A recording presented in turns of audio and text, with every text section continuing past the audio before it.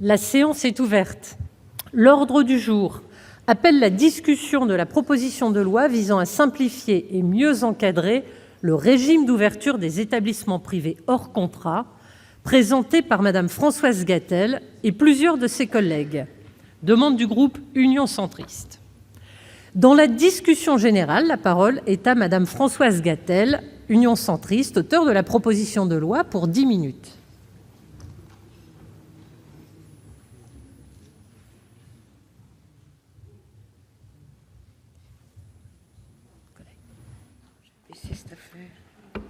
Non, je vais le baisser. Je voudrais le baisser. Ah bah merci. Monsieur le Président, Madame la Présidente, veuillez m'excuser. Monsieur le Ministre, Madame le rapporteur, mes chers collègues, nous débattons aujourd'hui d'une proposition de loi visant à simplifier et mieux encadrer le régime d'ouverture des établissements privés hors contrat. L'école concentre beaucoup de convictions, de passion et d'émotion parce qu'elle est un enjeu de société, un enjeu pour les familles, un enjeu pour chaque enfant. Mes chers collègues, l'école est comme la loi, il ne nous faut la toucher que d'une main tremblante. Si la liberté d'enseignement constitue l'un des principes fondamentaux reconnus par les lois de la République, qui inclut le droit des parents à choisir l'instruction de leurs enfants, cette liberté doit se conjuguer avec le droit de l'enfant à l'instruction, garanti par le préambule de la Constitution, mais aussi la jurisprudence de la Cour européenne des droits de l'homme. Aussi, si la main doit trembler sur l'évolution de cette liberté, elle doit être ferme pour protéger les enfants de la République. Mes chers collègues, la presse a ses marronniers, à savoir les sujets que l'on voit régulièrement ressurgir. La liberté d'enseignement est en quelque sorte un marronnier pour les législateurs, car elle est régulièrement mise en débat. Ici même, il y a plus d'un siècle, le 17 novembre 1903, le Sénat examinait le projet de loi Chaumié, qui avait déjà pour objectif de substituer à un régime d'autorisation préalable un régime de déclaration. Permettez-moi de citer un de nos plus illustres prédécesseurs sur ces bancs, Georges Clemenceau, qui s'adressait ainsi à ses collègues. « Vous avez fait la liberté de la presse, vous avez fait la liberté de réunion, vous aurez le courage de faire la liberté d'enseignement. » En 2016, dans le cadre du projet de loi Égalité et citoyenneté, le gouvernement de l'époque avait proposé de substituer au régime de déclaration un régime d'autorisation préalable. La majorité sénatoriale, considérant que ce dispositif, parfois il faut le reconnaître, réclamé à gauche mais aussi à droite, était incompatible avec la liberté d'enseignement. Aussi, elle avait adopté un amendement visant à renforcer le régime de déclaration. Car si nous divergions sur la proposition du gouvernement d'alors, force est de reconnaître que le constat d'impuissance des autorités publiques exprimé alors par notre éminent collègue, le ministre Patrick Kanner, était incontestable et largement partagé. C'est cet amendement que j'avais déposé alors en tant que rapporteur qui est examiné aujourd'hui sous forme d'une proposition de loi. La liberté est indissociable de la responsabilité. D'abord celle de l'État, qui doit veiller à l'exercice de cette liberté dans le cadre de la loi et qui doit veiller tout autant à protéger les enfants contre l'endoctrinement, l'amateurisme, l'insuffisance pédagogique, les phénomènes sectaires, voire de radicalisation religieuse. La responsabilité de tout établissement, ensuite, qui doit répondre aux obligations d'instruction et d'acquisition du socle commun de connaissances telles que définies par la loi. Alors, quelle est la situation aujourd'hui ? L'ouverture d'un établissement privé d'enseignement scolaire relève d'un régime déclaratif qui se décline en 3 procédures distinctes en fonction de la nature de l'enseignement dispensé, premier degré, second degré général ou enseignement technique. Ces procédures ont été définies par 3 lois datant du XIXe siècle et du début du XXe siècle. Détaillées dans une circulaire de juillet 2015, ces procédures font intervenir à chaque fois et de manière différente le maire, l'autorité académique, le préfet ainsi que le procureur de la République. Ceux-ci ne peuvent s'opposer à l'ouverture d'un établissement hors contrat seulement pour des motifs liés aux bonnes mœurs du XIXe siècle, à l'hygiène, et pour le seul enseignement technique pour des considérations d'ordre public. Et l'administration n'a la possibilité de s'opposer à l'exercice de cette activité que dans des délais si courts, 8 jours pour un maire, qu'ils ne permettent pas aux autorités compétentes d'exercer leurs responsabilités. Le nombre d'élèves scolarisés dans le hors-contrat s'élève à 73 000, dont 57 % dans l'enseignement primaire, qui relève de la scolarité obligatoire. La progression du nombre d'établissements hors contrat est extrêmement significative, puisqu'on passe de 803 en 2010 à 1300 en 2017, soit une croissance de plus de 60 %. Cette augmentation s'explique par divers motifs. Un engouement pour des pédagogies alternatives, parfois le choix d'une éducation religieuse, une volonté d'accorder plus de place aux langues étrangères ou régionales, mais aussi, il faut le reconnaître, une déception parfois à l'égard de l'éducation nationale. L'actualité récente vient illustrer les difficultés et la zone grise juridique auxquelles nous sommes confrontés. Je pense notamment à l'école Al-Badr à Toulouse, dont plusieurs membres de l'équipe étaient fichés S. Le procureur de la République, le préfet, le maire se sont trouvés totalement dépourvus face au refus d'obtempérer à la décision de fermeture après un jugement du tribunal correctionnel. Le directeur d'établissement a ouvert un nouvel établissement sous un autre nom, dans les mêmes locaux, avec les mêmes enseignants. Et l'opposition de la rectrice contre cette nouvelle ouverture a été jugée illégale par le tribunal administratif de Toulouse. On doit aussi évoquer un rapport d'inspection de 2016, non publié, de l'Académie de Versailles, qui fait état d'inquiétantes dérives et de faillites éducatives. Il conclut « La vigilance s'impose sur les effets d'une éducation qui impose des croyances ou des convictions et occulte des pans entiers du savoir au profit d'une idéologie. Ainsi, peut-on enseigner que Pétain a sauvé la France en 1940 ? Le législateur peut-il fermer les yeux sur les déviances qui contreviennent aux lois de la République et à la protection des enfants ? Que disons-nous à ce maire de la commune du Nord, la commune de Reims, qui ne cesse d'alerter les pouvoirs publics, mais que la loi laisse seul et totalement seul dans le désert de ses responsabilités ? La proposition que nous examinons aujourd'hui vise à simplifier, harmoniser les procédures et mieux encadrer le régime de déclaration. L'article 1er simplifie la législation en fusionnant les 3 régimes existants.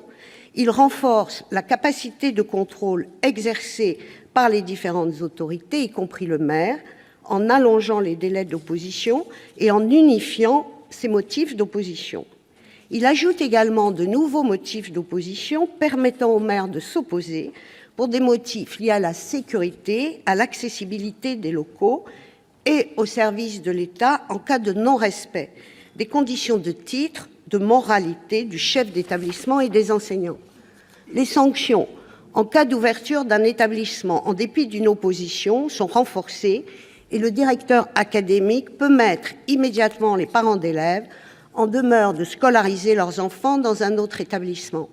Par voie d'amendement, nous proposerons une simplification supplémentaire de la procédure en instaurant un guichet unique pour le dépôt des déclarations, ainsi qu'une harmonisation du délai pour toutes les autorités publiques. L'article 2 affirme le principe d'un contrôle annuel de chaque établissement aux classes hors contrat. Toutefois, toutes les observations recueillies laissent à penser qu'un contrôle annuel disperserait les moyens alloués. Aussi sera-t-il proposé un contrôle obligatoire lors de la première année, avec confirmation de la possibilité qui existe déjà de contrôle inopiné. Monsieur le ministre, le sujet du contrôle est très important. Il conviendra de professionnaliser ces contrôles afin d'aider les inspecteurs dans cette mission parfois très délicate, comme l'Académie de Versailles l'a initié. Les inspecteurs doivent être particulièrement sensibilisés aux méthodes pédagogiques alternatives, mais aussi à l'apprentissage de certaines langues étrangères dans lesquelles se déroulent les enseignements. Cet article prévoit également que les services de l'éducation nationale devront prévenir le préfet et le procureur s'il apparaît que l'enseignement dispensé est contraire à la moralité ou aux lois et que des activités menées dans l'établissement sont de nature à troubler l'ordre public. Enfin, l'article 3 étend aux directeurs et enseignants du second degré général les conditions d'âge, de nationalité et de capacité qui n'existaient jusqu'alors que pour le second degré technique. Il établit l'obligation pour le directeur d'un établissement d'enseignement du second degré d'avoir exercé pendant 5 ans au moins des fonctions de professeur, de surveillant dans un établissement scolaire de même type.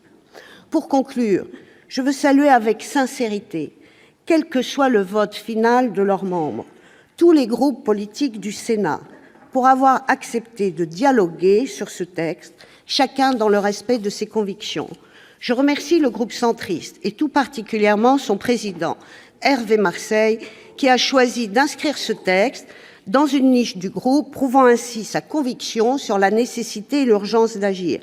Je remercie la rapporteure, notre collègue Annick Billon, la présidente de la commission culture et les administrateurs pour l'excellent travail accompli. Je vous remercie également, Monsieur le ministre, pour le dialogue exigeant que nous avons eu. Mes chers collègues, ce texte est difficile, sensible, j'ai même lu inflammable, parce qu'il touche au creuset de la République, à l'école et donc à nos convictions. Les commentaires enthousiastes, fort créatifs de toutes celles et ceux qui s'opposent à ce texte, le qualifiant de liberticide, funeste, soviétiforme, auront certainement contribué à enrichir notre vocabulaire dans la catégorie excès de langage, qu'ils en soient ici remerciés. Et en même temps, disent d'autres, ce texte serait timide, frileux, insuffisant. La contradiction de ces épithètes me semble prouver que ce texte n'obéit aux ordres de personne, d'aucun lobby, d'aucune idéologie, et qu'une avalanche de mails procédant d'une même indignation ne saurait asphyxier ou endormir la capacité des législateurs que nous sommes. Et parce que nous sommes ici, au Sénat, la chambre de la sagesse, de la raison et de la réflexion, nous ne pourrons pas dire un jour que nous ne savions pas. Cette proposition est un texte de raison au service de la République. Il n'est que cela. Il appartient maintenant à chacun de nous, en conscience, de se prononcer sur sa volonté par ce texte de faire un pas pour la République et tous ses enfants. Je vous remercie. Merci, chers collègues.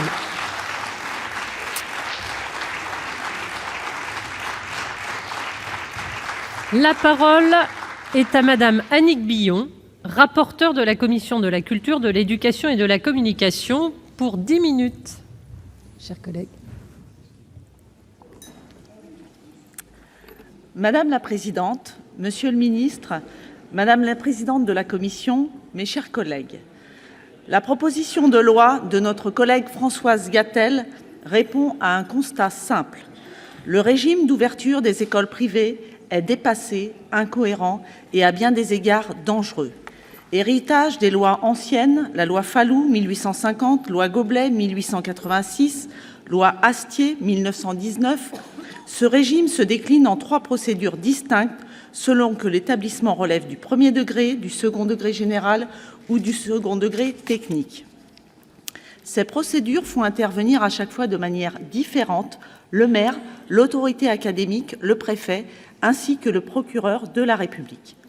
Elles sont rendues largement inopérantes par les délais extrêmement brefs accordés aux autorités compétentes.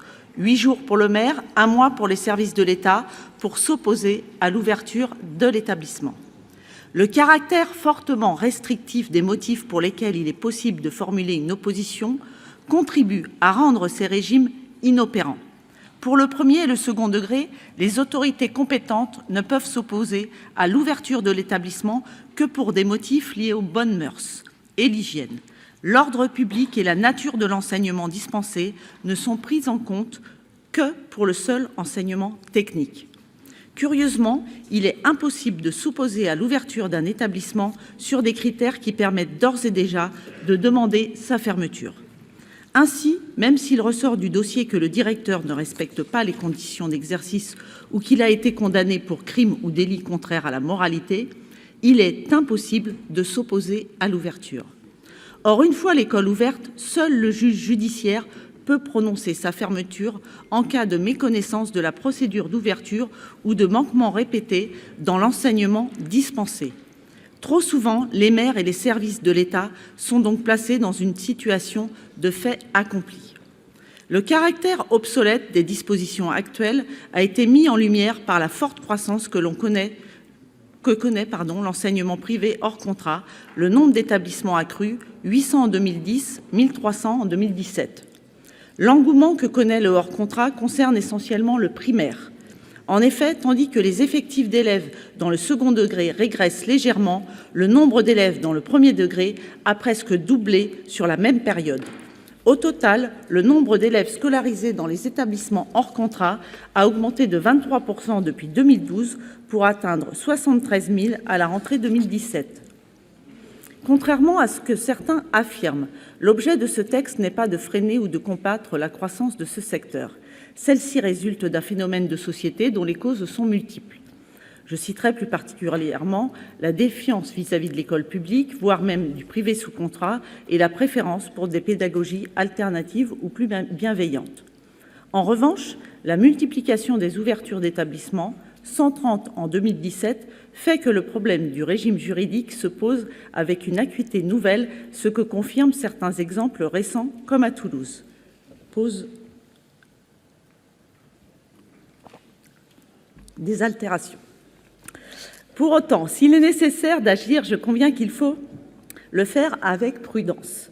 Lorsqu'il détermine les règles relatives à l'ouverture des établissements d'enseignement privé, le législateur doit concilier deux principes juridiques d'égale valeur.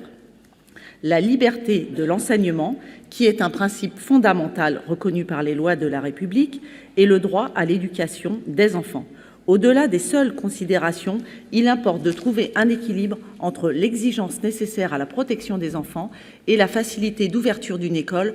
Mettre la marche trop haut risquerait de reporter une partie des projets d'école vers l'instruction dans la famille et, dans certains cas, vers des écoles clandestines. C'est parce qu'il y voyait une atteinte disproportionnée à la liberté de l'enseignement que le Sénat s'était opposé en 2016 au projet du gouvernement d'instituer un régime d'autorisation préalable pour l'ouverture des établissements d'enseignement scolaire privés. Et c'est en réponse à ce projet que notre collègue Françoise Gatel, alors rapporteure du projet de loi relatif à l'égalité et à la citoyenneté, avait déposé un amendement dont la proposition de loi que nous examinons aujourd'hui reprend les termes. Il s'agissait de démontrer qu'il était possible de conserver un régime déclaratif tout en l'actualisant et en le sécurisant. In fine, le Conseil constitutionnel censura l'article adopté dans la rédaction du gouvernement du fait de l'imprécision de l'habilitation à légiférer par ordonnance. Le problème reste donc entier, un régime juridique dépassé, incohérent et inopérant. C'est tout à l'honneur de notre collègue de ne pas s'être contenté d'une victoire juridique, mais d'avoir cherché à résoudre le problème à l'origine de ce débat. Françoise Gatel vous a présenté les grandes lignes de sa proposition de loi sans anticiper l'examen des articles. Je souhaite évoquer les axes principaux des évolutions proposées, l'harmonisation, la simplification et le renforcement de l'effectivité du contrôle. Harmoniser et simplifier. Il ne faut pas moins de 13 pages de circulaire pour décrire le droit en vigueur, tant les conditions diffèrent pour chaque type d'établissement. Cela est source de complexité et de confusion pour les citoyens comme pour les maires et les services de l'État. C'est pourquoi l'article 1er de la proposition de loi prévoit d'unifier les 3 régimes d'ouverture et de mieux encadrer par l'allongement des délais d'examen et en permettant aux maires et à l'État de s'opposer sur le fondement de l'ordre public ou du non-respect des conditions d'exercice du demandeur et du directeur. J'ai souhaité pousser cette simplification plus loin encore en proposant la fusion des 2 déclarations existantes et la création d'un guichet unique auprès des services de l'éducation nationale. Il s'agit également de distinguer clairement la personne qui ouvre l'établissement, qui peut être le président de l'association qui en sera le support, de la personne qui le dirigera. Le droit en vigueur entretient une confusion qui nuit à la clarté du droit. La même exigence de simplification et d'harmonisation a présidé aux modifications que nous proposons à l'article 3. Dans le droit en vigueur, les conditions pour diriger un établissement privé et y enseigner varient fortement selon la nature de l'établissement. Elles sont particulièrement réduites pour le premier degré et pour les enseignants du second degré général, il n'existe absolument aucune condition d'âge, de nationalité et de diplôme. À l'inverse, les dispositions en vigueur sont beaucoup plus contraignantes pour les établissements techniques. Ces disparités, si elles ont une justification historique, ne semblent plus pertinentes aujourd'hui, d'autant que c'est à l'école primaire et au collège que la conscience des enfants est la plus fragile et qu'il convient de les protéger. C'est pourquoi nous vous proposons à l'article 3 une unification ambitieuse des conditions d'exercice des directeurs et des enseignants. Il s'agit d'une demande forte des principaux acteurs du secteur qui sont confrontés à la diversité des statuts et des exigences, en particulier dans les établissements qui regroupent plusieurs niveaux d'enseignement. L'effectivité du contrôle constitue l'autre axe principal de notre réflexion. Il y a en effet des limites à ce qu'un contrôle sur pièce au moment de l'ouverture permet de vérifier. Le contrôle de l'enseignement dispensé ne peut être réalisé que lorsque l'école fonctionne. Or, ce contrôle est aujourd'hui encore insuffisant. Les académies les plus concernées reconnaissent que beaucoup d'établissements hors contrat n'ont jamais fait l'objet d'un contrôle. Trop peu d'établissements nouvellement créés sont contrôlés au cours de leur première année d'exercice, moins de la moitié en 2016-2017. Nous sommes bien en deçà des objectifs fixés par la circulaire du 17 juillet 2015, à savoir un contrôle lors de la première année et de la 5e année d'exercice. Nous ne vous proposons toutefois pas que la loi prescrive davantage qu'un contrôle obligatoire lors de la première année d'exercice d'un établissement, ce qui semble être une exigence minimale. Le droit ne saurait saisir entièrement la réalité de l'action publique et du contrôle. À être excessivement prescriptif, nous risquons de supprimer les marges de manœuvre des rectorats et, in fine, de limiter l'efficacité des contrôles. En la matière, rien ne remplace la volonté du ministre, volonté sur laquelle nous comptons. Enfin, lorsque les manquements sont constatés, les procédures sont insuffisamment claires et opérationnelles, du fait notamment d'ambiguïté de rédaction. Mes chers collègues, je vous invite à adopter les amendements présentés par Françoise Gatel, qui reprennent ceux que j'avais présentés en commission. Ils sont l'aboutissement d'un travail de compromis qui vise à instituer un régime le plus simple et le plus efficace possible, conforme à l'intérêt général. Donnons la preuve que notre Assemblée sait être force de proposition et qu'elle sait être au rendez-vous dans l'intérêt de la France, de ses enfants, avec toujours le souci de préserver la liberté d'enseignement. Je vous remercie. Merci Madame la rapporteure. La parole est à Monsieur Jean-Michel Blanquer, ministre de l'Éducation nationale.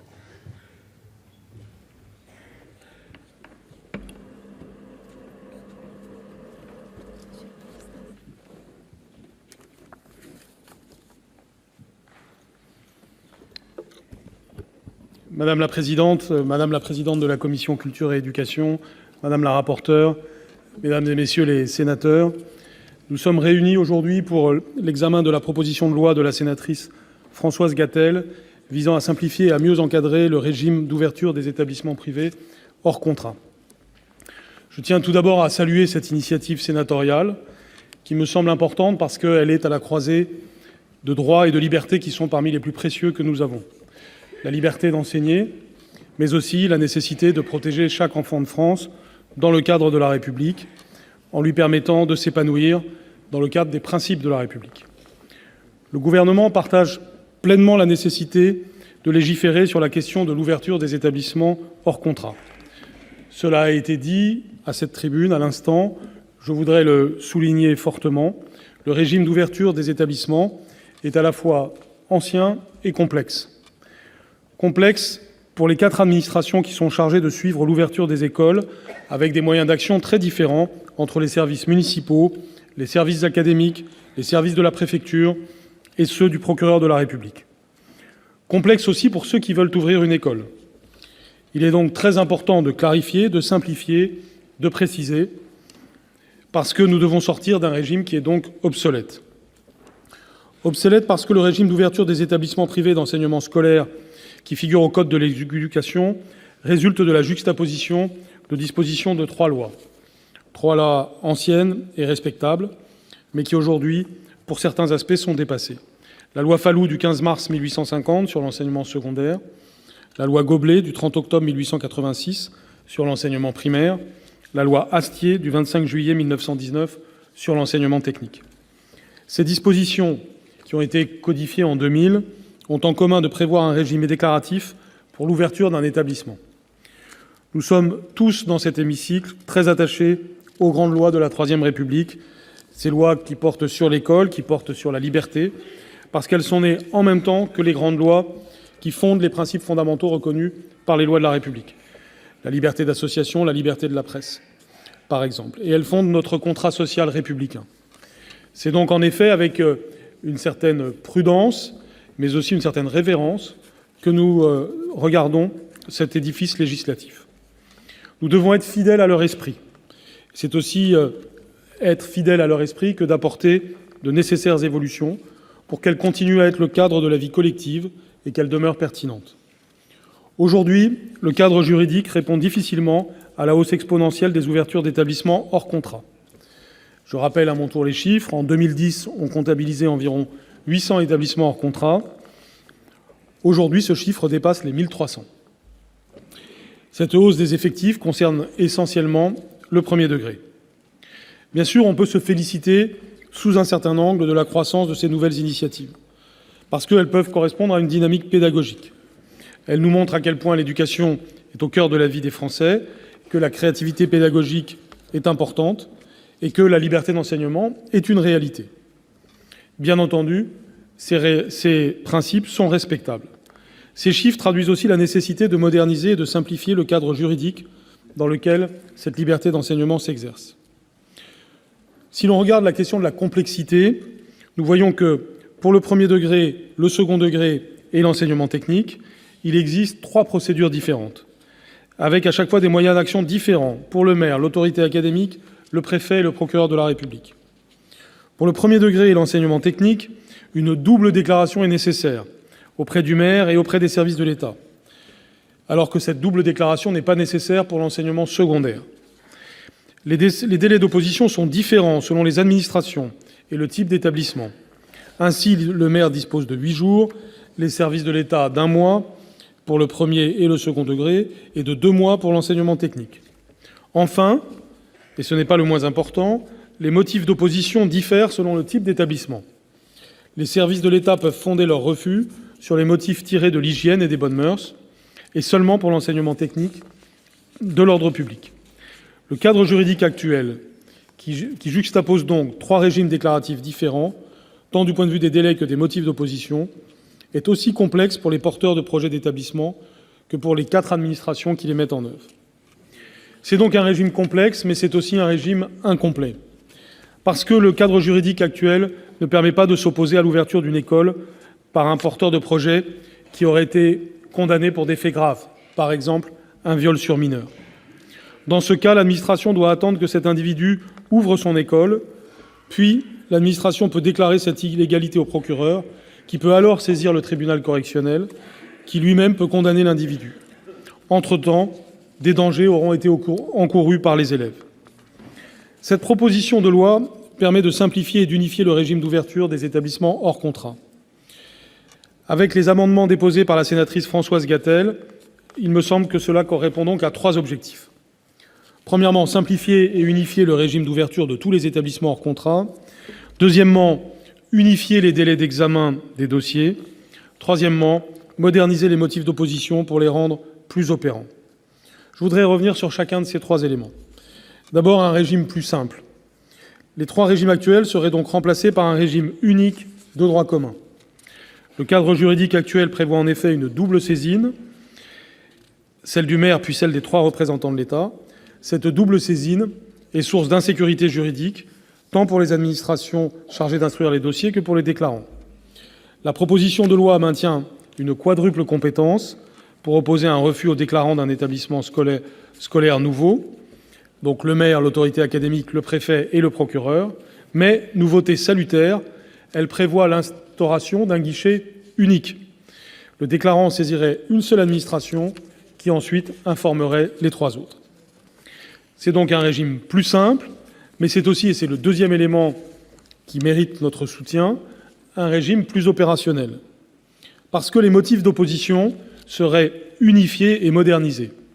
La notion générale d'ordre public, déjà utilisée aujourd'hui pour le seul enseignement technique, serait généralisée à tous les degrés de l'enseignement, les notions plus anciennes étant actualisées par la référence à la protection de l'enfance et de la jeunesse.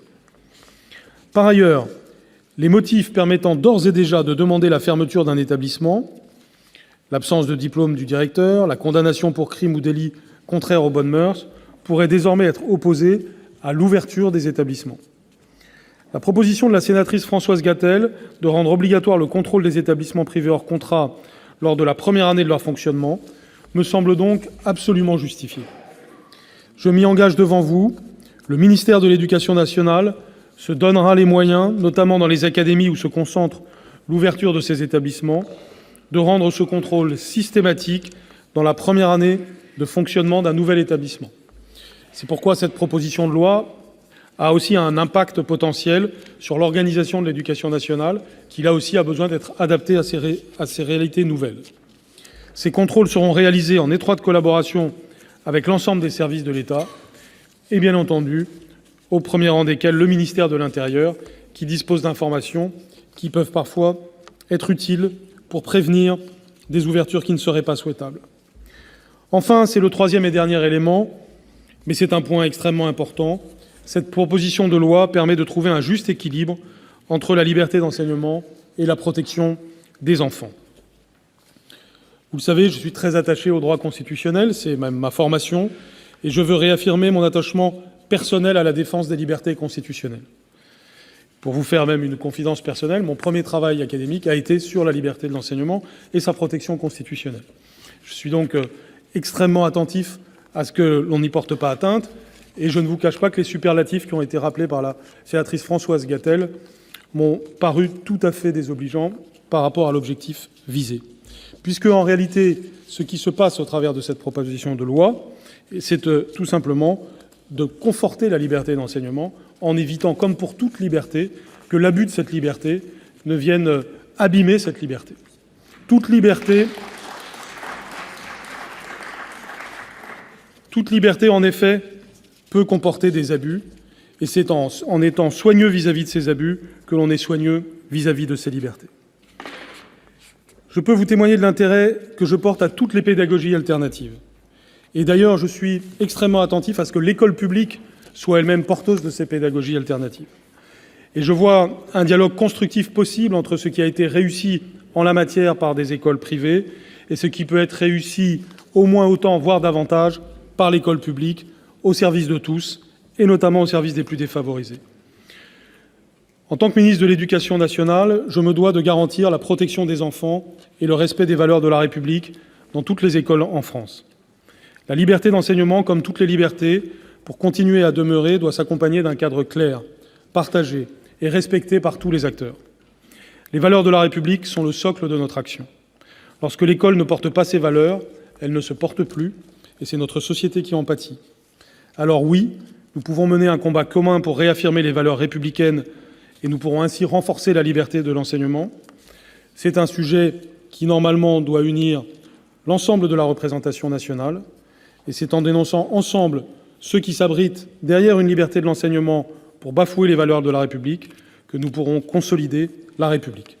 Cette proposition de loi me permet donc de définir le cadre nécessaire et attendu au service de la liberté de l'enseignement et au service de la République. Je vous remercie.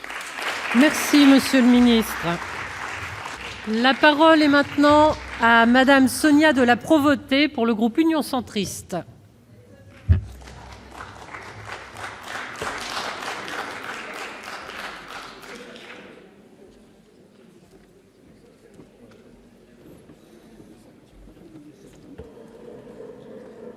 Oui, merci. Madame la Présidente, Monsieur le Ministre, Madame la Présidente de la Commission, Madame la Rapporteure, mes chers collègues, en préambule à cette intervention, personne ne peut contester cette assertion. Les jeunes Français sont des enfants de la République, et ce, où qu'ils soient scolarisés. À ce titre, ces enfants ont le droit d'étudier dans des conditions d'accompagnement pédagogique et de sécurité satisfaisants. Face à la radicalisation croissante de certains établissements ou face au risque d'indigence éducative, face aux dangers potentiels que cela constitue pour les élèves, cette proposition de loi apporte des solutions pour traiter plus efficacement les situations les plus inquiétantes et éviter l'installation de nouvelles dérives. Ce texte, c'est mieux garantir la sécurité des enfants scolarisés. C'est un objectif incontestable et fédérateur. Un grand merci à Françoise Gatel de l'avoir rappelé au travers de ce texte. Le régime d'ouverture des écoles hors contrat aujourd'hui n'est pas satisfaisant. D'abord, la procédure est complexe et source d'ambiguïté. Ensuite, les moyens d'action sont limités et l'impossibilité d'agir pour les élus locaux et les services de l'État amène à ce qu'ils soient souvent placés devant le fait accompli. Malgré l'évidence de situations identifiées comme graves, les procédures ne répondent pas à l'urgence. Ce qui frappe, c'est qu'il y a aujourd'hui une incohérence entre la capacité dont dispose l'État à agir rapidement, fermement, dans les établissements publics ou privés sous contrat, d'ailleurs parfois sur injonction des parents ou des enseignants, et par ailleurs le sentiment de secret, de silence, source de fantasmes, plus ou moins fondés d'ailleurs, qui peut régner autour des écoles hors contrat. Cette proposition de loi entend donc simplifier et harmoniser les procédures, mieux encadrer et renforcer le régime de déclaration et introduire la transparence nécessaire à la protection des enfants. La proposition de loi de notre collègue Françoise Gatel intervient dans un contexte où l'enseignement privé hors contrat connaît un véritable essor. Notre rapporteure Annick Billon a rappelé les chiffres, ils sont éloquents. Il y avait 800 établissements scolaires privés hors contrat en 2010, il y en a aujourd'hui 1300, soit une croissance de plus de 60%. Ce qui frappe, c'est que 57% des effectifs concernent le primaire, donc l'entrée des enfants dans la scolarité. Cela signifie un nombre croissant de parents qui choisissent dès le début une école hors contrat pour éduquer leurs enfants. Cette question interroge, Monsieur le ministre, bien sûr, même si elle n'est pas l'objet du présent texte, sur les motivations, les raisons de ce choix délibéré. Elles sont multiples, obéissent à des ressorts différents certainement, mais suscitent toute une analyse approfondie pour faire évoluer notre propre système scolaire. Je ferme ici cette parenthèse. Pour revenir sur ce sujet, aujourd'hui, que se passe-t-il ? Quand ces établissements ouvrent, les autorités sont démunies car l'effectivité du contrôle des établissements est limitée. D'une part, par la brièveté et la disparité des délais d'opposition, et d'autre part, par la restriction des motifs pouvant être invoqués à l'appui d'un refus d'ouverture. Rien d'étonnant à tout cela, le régime déclaratif actuel se décline en 3 procédures qui datent de la fin du XIXe et du début du XXe siècle, répondant à une situation scolaire désormais datée. Il est évident que ce système est devenu obsolète et doit être réformé. J'insiste, si cela doit s'effectuer, c'est sans porter atteinte à la liberté de l'enseignement. Et pourtant, il est indispensable de contrôler ces établissements, d'y faire entrer le regard extérieur de la puissance publique, garante de la neutralité de la République et de la protection des enfants. Tout l'enjeu de cet équilibre est de rendre effectif le contrôle et de préserver la liberté fondamentale de l'enseignement. Cet équilibre est le fondement de ce texte. Par-delà les clivages politiques, les différences, c'est la question de l'enfant qui doit tous nous préoccuper en premier lieu. À l'occasion de l'examen de la loi Égalité et Citoyenneté en octobre 2016, ces principes avaient été réaffirmés. Cela avait d'ailleurs été salué comme une solution d'équilibre par la majorité sénatoriale au moment de l'examen de cette loi. La proposition de notre collègue Françoise Gatel conserve cet équilibre au travers d'une procédure de déclaration, tout en permettant que des contrôles réels soient effectués. C'est une proposition pragmatique, simplificatrice et dans le but unique de plus d'efficience et d'efficacité. Ainsi, elle fusionne les 3 régimes actuels en un seul. L'amendement de Françoise Gatel propose aussi de simplifier la procédure avec un guichet unique auprès du recteur. Elle renforce le contenu de la déclaration, obligeant le déclarant à indiquer les modalités de financement de l'établissement et de donner un objet de l'enseignement. Elle allonge les délais de recours, uniformise et actualise les motifs de refus d'ouverture et rend plus effectifs les contrôles. En effet, en l'état actuel du droit, le maire ne peut s'opposer à l'ouverture d'un établissement sur le fondement de bonnes mœurs, quid des bonnes mœurs, de l'hygiène et des exigences de sécurité et d'accessibilité. La proposition de loi fixe 4 motifs de refus d'ouverture invocables par le maire, le recteur, le préfet et le procureur de la République. Elle renforce le pouvoir des maires en leur permettant de s'opposer à l'ouverture pour des motifs liés à la sécurité et à l'accessibilité des locaux. Elle permet également aux services de l'État d'intervenir en cas de non-respect des conditions de titre et de moralité du chef d'établissement et des enseignants. En ce qui concerne les délais d'opposition, ils sont portés à 2 mois pour le maire et 3 mois pour les services de l'État, de façon à donner plus de temps pour approfondir les situations et ne plus laisser de place au doute. Mes chers collègues, rien de plus normal de demander aux écoles hors contrat de se conformer aux obligations de sécurité et d'accessibilité qui s'imposent à tous les établissements recevant du public. Rien de plus normal d'autoriser la fermeture d'un établissement qui n'a pas le caractère d'un établissement scolaire. Rien de plus normal de renforcer le principe d'un contrôle des établissements hors contrat. Rien de liberticide dans tout cela, contrairement au mauvais procès qui a pu être fait concernant ce texte. Ce qui serait liberticide, ce serait de ne pas mettre un cadre efficace.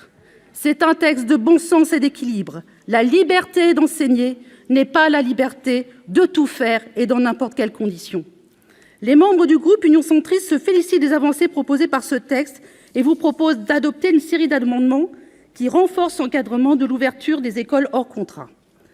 Avec ce texte, on répond à l'exigence des garanties physiques de sécurité, d'hygiène et d'accessibilité des locaux.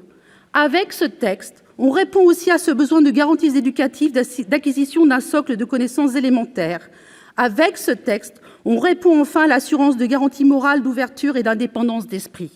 La République doit ces garanties aux enfants, quand bien même elle ne prendrait pas en charge leur éducation scolaire. Pour ces raisons, relevant de l'évidence, nous vous demandons de soutenir cette démarche en votant cette proposition de loi qui traite avec pragmatisme d'un encadrement nécessaire et juste. C'est un texte au service de la République, au service de la société et surtout au service de nos enfants. Si ce texte est imparfait, il est un très très grand progrès. Mes chers collègues, le Sénat s'honorerait de son adoption. Je vous remercie. Merci, chers collègues. La discussion générale est close. La commission n'ayant pas élaboré de texte, nous passons à la discussion des articles de la proposition de loi initiale. Merci Madame la Présidente. Je voudrais juste féliciter l'auteur de cette PPL et son courage politique. Je remercie le travail du Sénat et le consensus qu'on a réussi à trouver, et particulièrement notre président Hervé Marseille. Merci et le gouvernement, bien entendu. Donc merci, c'est une avancée. Merci à vous. Merci bien, Madame la rapporteure. Madame la Présidente.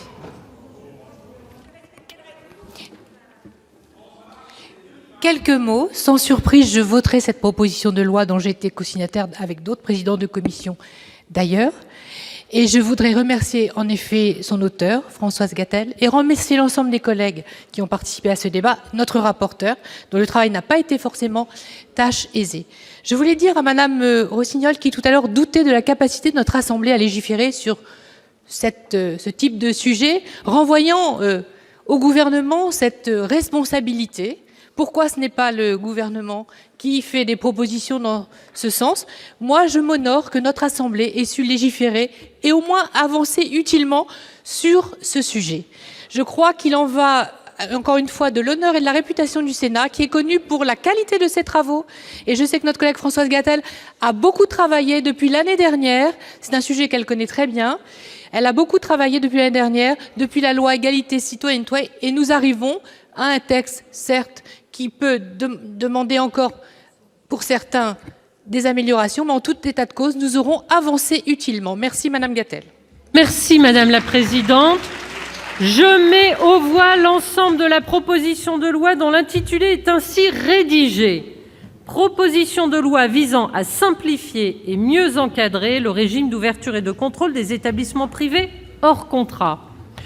J'ai été saisie d'une demande de scrutin public par le groupe Union centriste sur l'ensemble de la proposition de loi. Il va être procédé au scrutin public dans les conditions fixées par l'article 56 du règlement et le scrutin sera ouvert dans quelques instants.